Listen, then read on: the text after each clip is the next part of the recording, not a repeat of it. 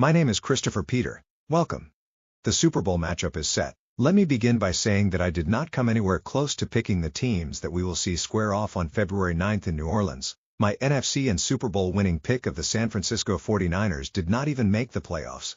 I picked the Baltimore Ravens facing the Buffalo Bills in the playoffs, but it was supposed to be for the AFC Championship and Baltimore was supposed to win. Instead, my Philadelphia Eagles will face the Kansas City Chiefs in a Super Bowl rematch, where the Eagles will seek redemption and the Chiefs will try for a three-peat. The Eagles and Chiefs played a back-and-forth thriller 2 years ago and both now return for a rematch. The Eagles with a dynamic running game and offense combined with the league's best defense. The Chiefs just have a will to win that is extremely hard to overcome. First, let us talk about the conference championship games. The Eagles kicked off the great day of football action taking on the Washington Commanders, who have turned their fortunes completely around. The Commanders have a new head coach, the first head coach hired under new owner Josh Harris, a Penn graduate and owner of the Philadelphia 76ers, a rookie quarterback drafted number 2 overall in Jayden Daniels. I think many in the football media hoped that the story would continue for the new-look Washington football team. You had Stephen A. talking about how great it was for the Washington defensive coordinator talking about playing physical against the Eagles and Jalen Hurts, who left the second matchup with a concussion. The Commanders did not have that much fight in them when the game kicked off. The Eagles held them to a field goal and then took the lead for good on their first offensive play. Saquon Barkley did what he has done all playoffs, break off a long run to set the stage for the offensive. The Eagles' offensive all contributed to the victory. The Eagles scored on 8 drives, 7 rushing touchdowns, 1 scored by a pass to A.J. Brown. The defense played complementary football as well, forcing 4 turnovers, controlling the Commanders' offense that put up 45 on the Lions in Detroit. The Eagles' only mistake was a missed field goal that was over 50 yards. Otherwise a pretty flawless game. Football fans learned of a rule that referees can award a score if a team continues behavior that is deemed redundant in perpetual half-a-distance penalties, resulting from the Commanders' continued offsides penalties and their failed attempt to stop the brotherly shove on the goal line. The Commanders were outclassed in this game, but should hold their head up high since they turned their culture and organization around. The AFC title game featured another familiar matchup. Josh Allen has faced Kansas City 3 previous times in the postseason. Each time he failed to win. We all remember the game, where all they had to do was run out 14 seconds. Patrick Mahomes and the Chiefs always seem to find a way to beat the Bills when it matters most. Even when you think the Bills are better this time around, the same story and same ending always happens. The Chiefs are well coached, so in crucial moments they are prepared. Despite their record, the Chiefs did not look like world beaters when you look at the scores or the games. Not many blowouts, but they are clutch. Players are experienced with high football intelligence. Andy Reid is a great Hall of Fame coach. Patrick Mahomes is the modern-day great. I am obviously biased when it comes to the Super Bowl. I want my Philadelphia Eagles to win and hope that they are able to pull this one out. Should be a good game. I think the Eagles have the talent needed to win this game. I still find it hard to think Patrick Mahomes is beatable, but I have faith and hope that it will happen. Now, the one thing I thought when looking at the Eagles game was that it featured 2 former coordinators for the Dallas Cowboys. For Dan Quinn, it seemed for some time that he was the heir apparent to Mike McCarthy. He was a popular candidate for many jobs 2 years, but Quinn decided to stay in Dallas. Last year, Jerry Jones did not seem to have the heart for a change and Quinn left for Washington after interviewing with Seattle as well.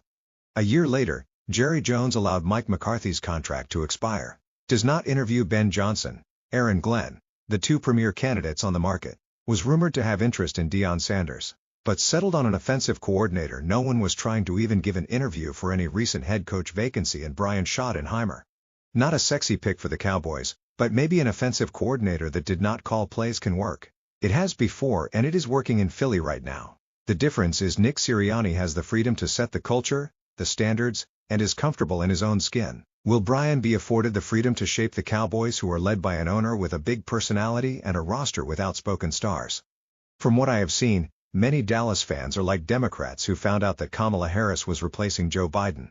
Not the ideal pick. One can only wonder what was going on in the star, as Jerry Jones waited forever to part ways with McCarthy. Did not do the due diligence one would expect the most valuable franchise in all sports would do. Good organizations usually have sound processes for executive recruitment.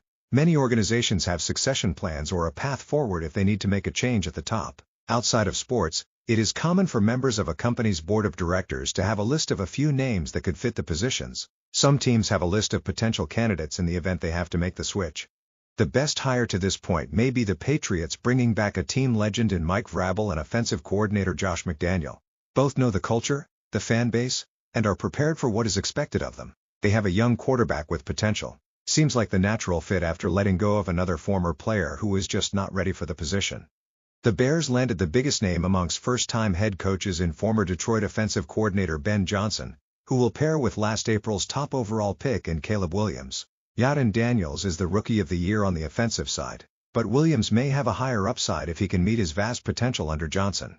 The Jets will try again to hire another star defensive coordinator as their head coach in former New York Jet Aaron Glenn. They also pair him with a first-time general manager. The pair will have to find themselves as quarterback of the future. Aaron Rodgers may want to come back, but they may want to turn the page to the future. I am not sure there is a team that struggles in all functions of being a professional football team. The Jacksonville Jaguars fired Doug Peterson. Keep their general manager Trent Baalke, later find out he is not an attractive option for head coaching candidates to pair with.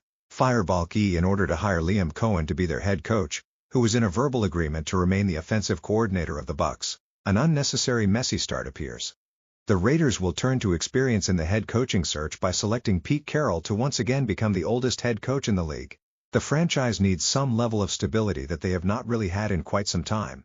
They have been a revolving door for talent, coaches, and front office executives. The only team without a coach as of right now is the New Orleans Saints. They reportedly flew to Philly to interview our offensive coordinator Kellen Moore. But Mike McCarthy is also a candidate. Joe Brady pulled out of the search, but maybe he should not have. Not sure how popular the Bills' coaches will be this offseason. Unlike basketball, baseball, and hockey, the head coach of a football team is highly important. Coaching is important and vital, but the head football coach really sets the culture, strategic vision, and operational plan for the team. Talent is important, but scheme, game planning, and connectivity is important in football, whereas in other leagues talent alone can win a team some games. Right now, fans are either happy or disappointed, but it will not be until 2 to 3 years from now will the fan bases and the teams know what they really have. Teams are no longer giving coaches the benefit of the doubt after their first year. But the results may take time depending on the roster and situations each of these individuals find themselves in. In sports, there will only be one head coach that will be viewed as being ultimately successful each year. Some may improve their team, but only one will get the validation of a job well done. Some may get that validation early. Some may have to wait a bit. Others may never get it. It does pay to be patient. Many of the better coaches right now did not have great first impressions. Some of the leading candidates do not pan out. A big thank you to all of you in the audience. Your viewership is appreciated and valued. The Christopher Peter Review is made up of the series by Christopher Peter and the Christopher Peter Review. Please continue to visit www.crcreview.com for more, or subscribe on YouTube or YouTube Music. Thank you again and talk to you next time.